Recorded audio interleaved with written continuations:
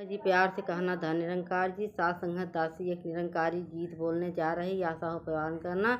लाइक subscribe share जरूर करना। गीत सुनने के बाद कमेंट में जरूर बताना। धन निरंकार जी। उठ मनवा भैली भोर हरियाणा हो भोर हरियाणा हो चल सरोवर नहान। उठ मनवा भैले भोर हरियाणा हो भोर हरियाणा हो चल सरोवर नहान। चल चली गुरु के दुआरिया न हो दुआरिया न हो जहाँ मिलै भगवान।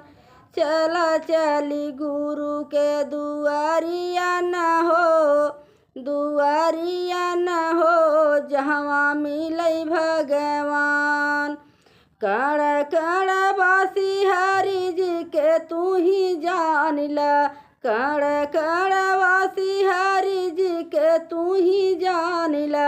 प्रेमवा के पन घट होई तब मान ल प्रेमवा के पन घट होई तब मान ल। ले ले गुरु से नजरिया न हो नजरिया न हो जहाँ मिलै भगवान। ले गुरु से नजरिया न हो नजरिया न हो जहाँ मिलै भगवान।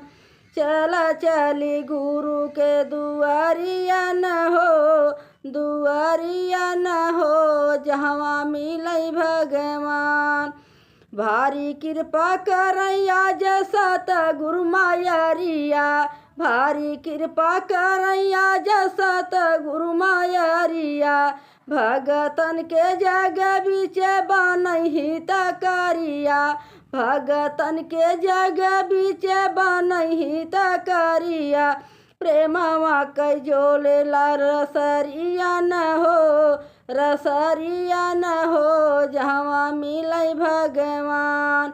प्रेमवा के बनई रसरिया न हो रसरिया न हो जहाँ मिलै भगवान। प्रेमवा के जोड़े ला रसरिया न हो रसरिया न हो जहाँ मिलै भगवान। उठ मनमा भैली भोर हरियाणा हो भोर हरियाणा हो कैल सरोवर नहान।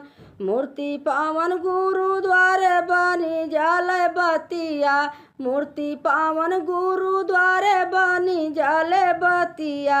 यही मानवता नाम पै पर लिखी मतिया यही मानवता नाम कई पर लिखी मतिया। सोवली जागी जाली तक दिरिया न हो तक दिरिया न हो जहाँ मिलै भगवान। सोवल जागी जाली तक दिरिया न हो तक दिरिया न हो जहाँ मिलै भगवान। चल चली गुरु के दुआरिया न हो दुआरिया न हो जहाँ मिलै भगवान। साथ संगत प्यार से कहना था निरंकार जी।